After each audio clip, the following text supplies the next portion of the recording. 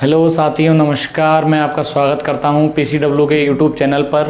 और आज हम बात करने वाले हैं जो एग्ज़ाम है 2019-20 डीआरटी बैच के patient care and hospital management का। उसके लिए मैं आपको कुछ बेसिक रिवीजन बताऊंगा आज कि किस तरह से किस प्रकार से क्वेश्चन आते हैं और हमको उनको क्वेश्चनों को किस प्रकार से सॉल्व करना पड़ता है। तो मैं आपको एक मॉडल पेपर, गेस्ट पेपर की तरह बताऊंगा, जिससे आपको समझ में आएगा कि अपन को कैसे एग्ज़ाम में लिखना है। तो सबसे पहला क्वेश्चन है हमारा, enlist specialised radiology techniques, write the detail role of radiographer और ओवरव्यू इन रेडियोलॉजी डिपार्टमेंट। जैसे कि इसमें पहला क्वेश्चन कहता है अपन रेडियोलॉजी टेक्निक्स के बारे में, तो हमको सबसे पहले लिखना है कि रेडियोलॉजी में कौन कौन से अपने डिपार्टमेंट आते हैं। तो अपन उस पर सबसे पहले रेडियोलॉजी डिपार्टमेंट का इंट्रोडक्शन लिखेंगे।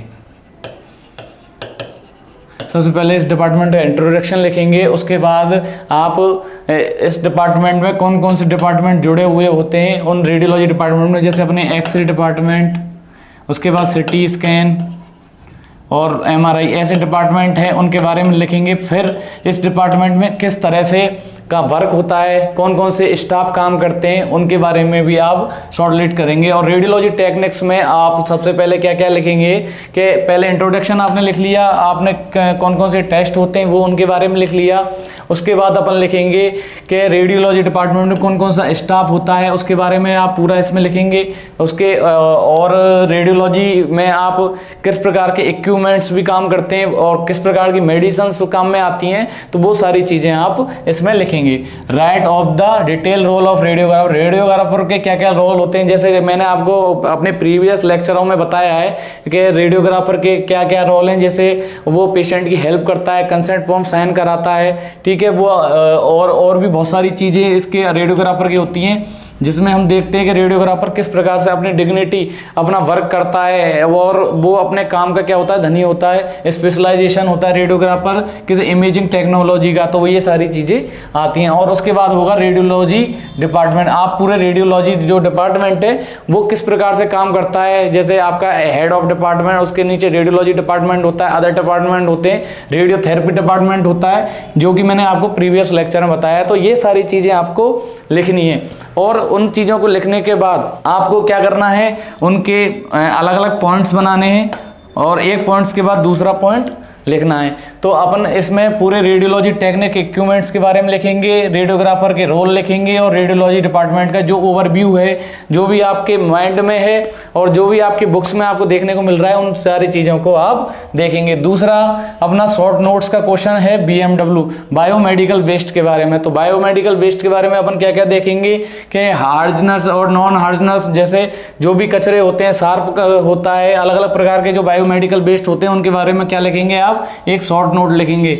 और आप किस तरह से डिस्पोजल कर सकते हैं बीएमडब्ल्यू को, ये सारी चीजें आप, जैसे ये अगर आपको 20 नंबर का क्वेश्चन आता है तो आप कम से कम 8 से 7 पेज में इन क्वेश्चन आंसरों को करेंगे। और जब शॉर्ट नोट आता है तो शॉर्ट नोट में आप देखें कि वो कितने मार्क्स का नंबर है। अगर कम मार्क्स का है तो 2 से 3 पेज में भी आप उस आंसर को लिख सकते हैं। फिर उस आपको देखना पड़ेगा, सबसे सेकंड नंबर का क्वेश्चन है स्टरलाइजेशन। स्टरलाइजेशन क्या है, स्टरलाइजेशन में आप देखेंगे किस प्रकार से आप जो भी इक्विपमेंट्स या कोई भी इंस्ट्रूमेंट अगर आप यूज कर रहे हो तो उसको किस प्रकार से दोबारा से यूज कर सकते हैं उन इंस्ट्रूमेंटों को, तो वो चीज़ क्या देखेंगे आप, स्टरलाइजेशन। तो आपको स्टरलाइजेशन वाला टॉपिक भी एक बार रिवाइज करना है। उसके बाद है steel and glass instrument.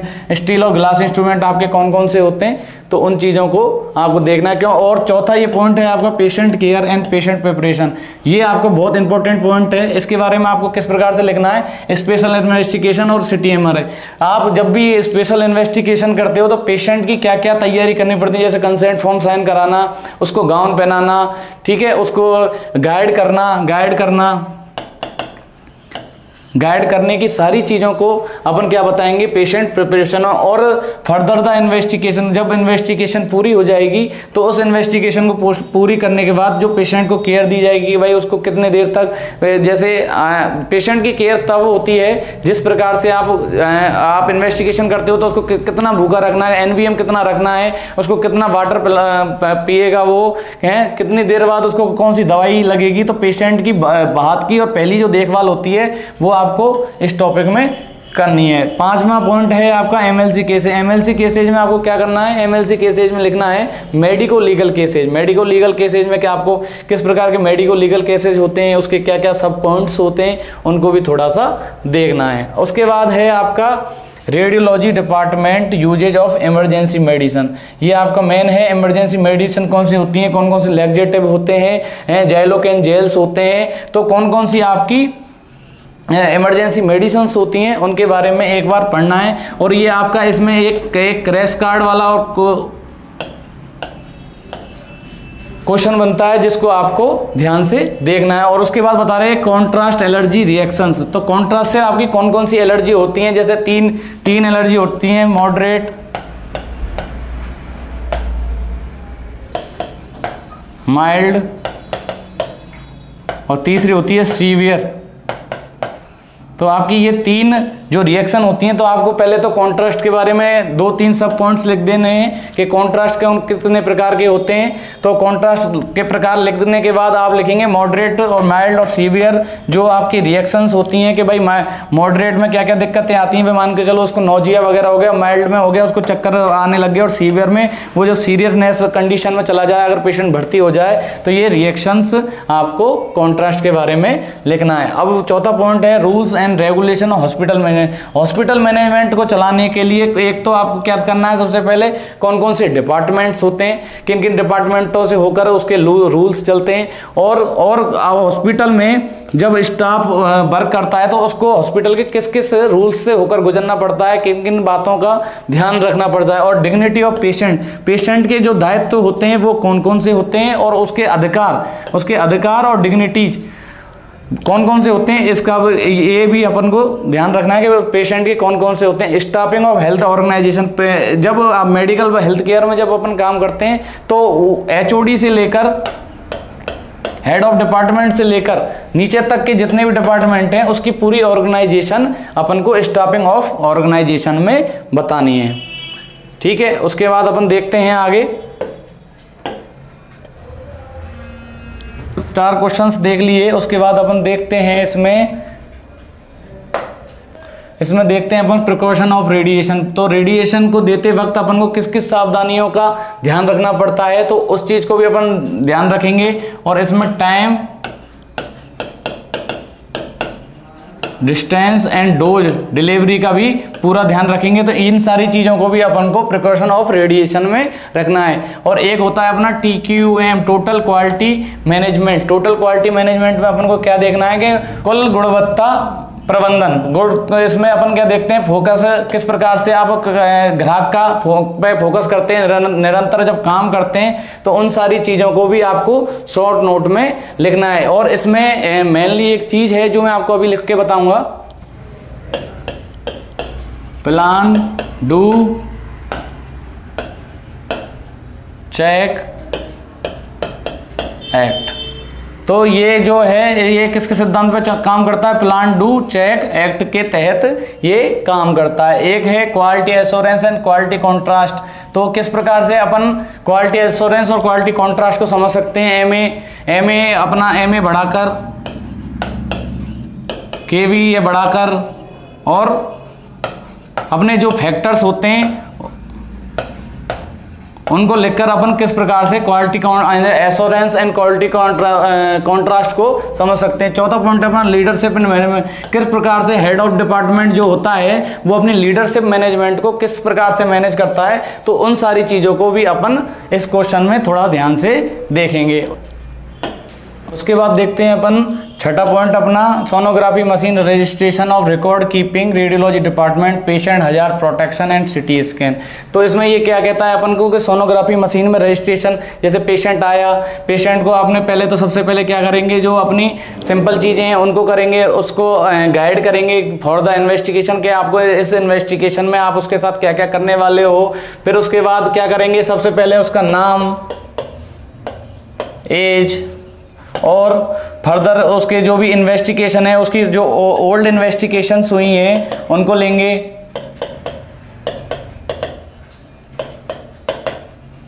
Old investigations लेंगे और उसको क्या क्या दिक्कत आ रही है, कौन कौन से सिम्टम्स हैं, तो उन सारी चीज़ों को भी अपन क्या करेंगे, सोनोग्राफी मशीन में उसको पहले ऐड करेंगे। और विच पार्ट, किस पार्ट का एग्जामिनेशन अपन कर रहे हैं तो इसका भी अपन ध्यान रखेंगे और इसको एक शीट पर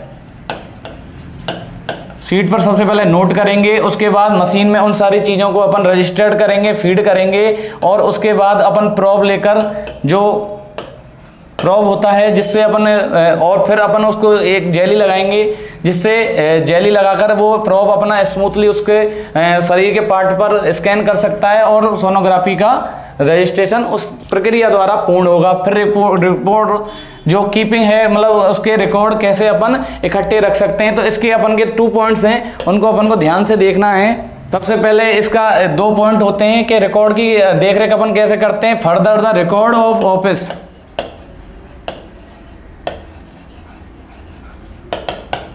ये इसका पहला पॉइंट है। और इसका दूसरा पॉइंट होगा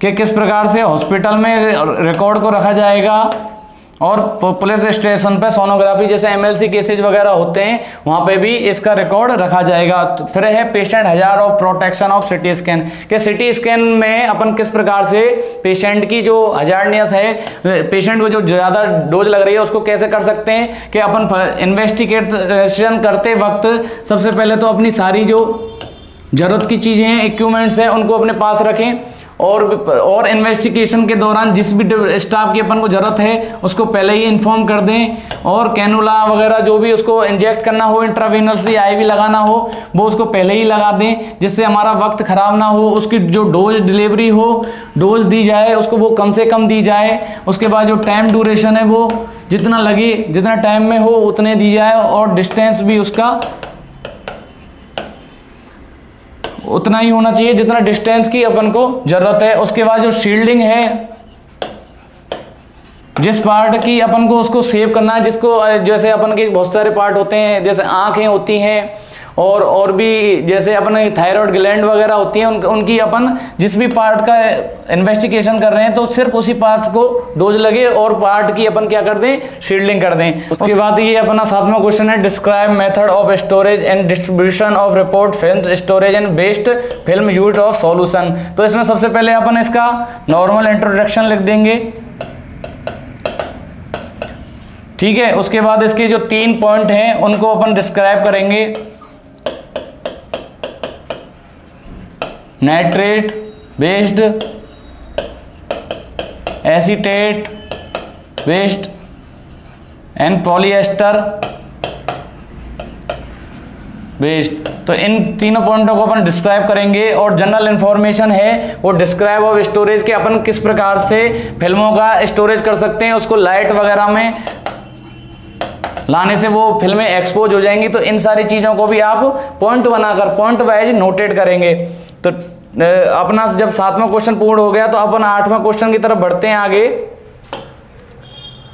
8वें क्वेश्चन में कौन कौन से पॉइंट है, एनीमा टाइप्स। तो आप सबसे पहले एनीमा के टाइप्स लिखेंगे। तो मैं अभी आपको बताता हूँ कौन कौन से एनीमा के आप टाइप्स लिख सकते हैं। तो अपन देखते हैं एनीमा टाइप्स के बारे में। सिंपल एनीमा जो होता है अपना कब्ज के लिए यूज में आता है। ओल्ड है जो हार्ड मोशन होता है उसके लिए आता है। प्योरगेटिव जो होता है अपना पैराटाइसिस के लिए होता है। एनी हेलमाइटिक आंतरीय परजीवी। कोल्ड क्रीम जो होता है वो हार्ड स्ट्रोक के लिए होता है। इन्वायरमेंट होता है वो रेक्टम म्यूकोसा के लिए होता है। न्यूट्रिएंट एनीमा जो होता है अपना पोषण के लिए होता है। एनेस्थेटिक जो होता है वो एनेस्थेसिया के लिए होता है। जो और बेरियम एनीमा होता है वो आपके टेस्ट के लिए काम में आता है। उसके बाद अपन देखते हैं सोप एंड कॉमर्शियल जो एक्ट बना हुआ है अपना, वो अपन को क्या कहता है, वो दूसरा पॉइंट अपन इसमें देखते हैं। तो सबसे पहले सोप और कॉमर्शियल जो एक्ट है उसके पहले आपको इसके इंट्रोडक्शन के बारे में लिखना है और फिर जो जैसे मान के चलो सोप एक्ट क्या क्या कहता है और जैसे आपको रजिस्ट्रेशन की जरूरत है और आपको कौन कौन से पेपर की जरूरत है और आपको दुकान पर क्या क्या वस्तुओं को रखना है तो उसकी किस प्रकार से लेबलिंग होनी चाहिए, आपको किस प्रकार से जीएसटी और भी जो टैक्सेज आपके होते हैं उनकी ज़रूरत पड़ती है। तो उन सारी चीज़ों को आपको इस सॉप एक्ट में लिखना। उसके बाद है first aid and transfer patient. तो फर्स्ट एड में आपको लिखना है कि सबसे पहले जब किसी भी पेशेंट को फर्स्ट एड देना हो, मान के चलो उसको अटैक आया है या उसको बाइक एक्सीडेंट हो गया है,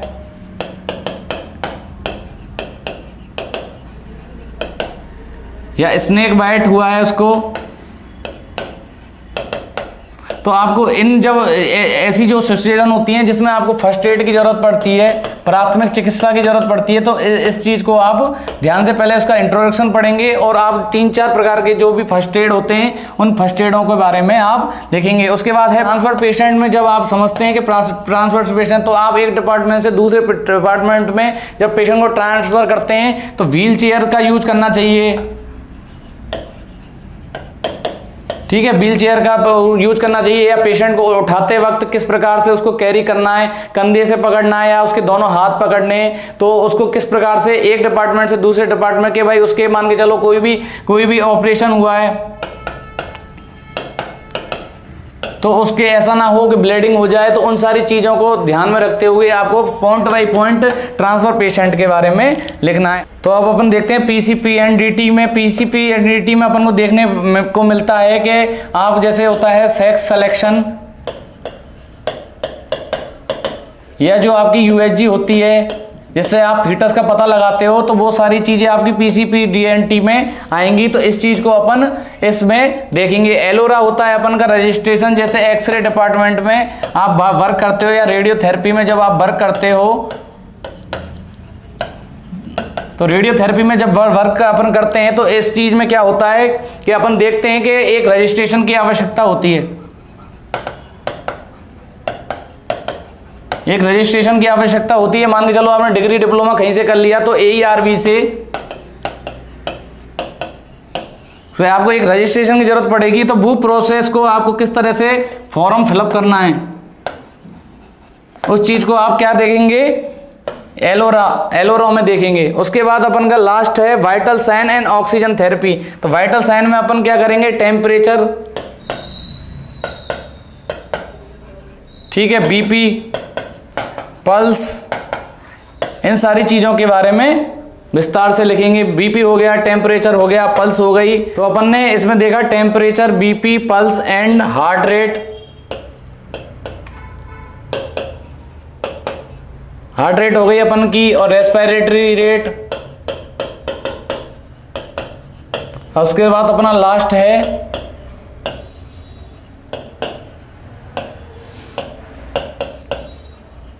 ऑक्सीजन थेरेपी। ऑक्सीजन थेरेपी में अपन बताएंगे कि किस प्रकार से हॉस्पिटल में पेशेंट को जब भी वो खुद से सांस नहीं ले पाता है तो वो किन किन तरीकों से अपन को ऑक्सीजन देनी पड़ती है। अब अपन इसमें देखेंगे ऑक्सीजन थेरेपी में कि अपन नेजल कैनुला का यूज करेंगे, नेजल कैथेटर का यूज करेंगे, और कौन कौन से मास्क हैं, जैसे simple, partially new breathing and venturi mask का यूज करेंगे।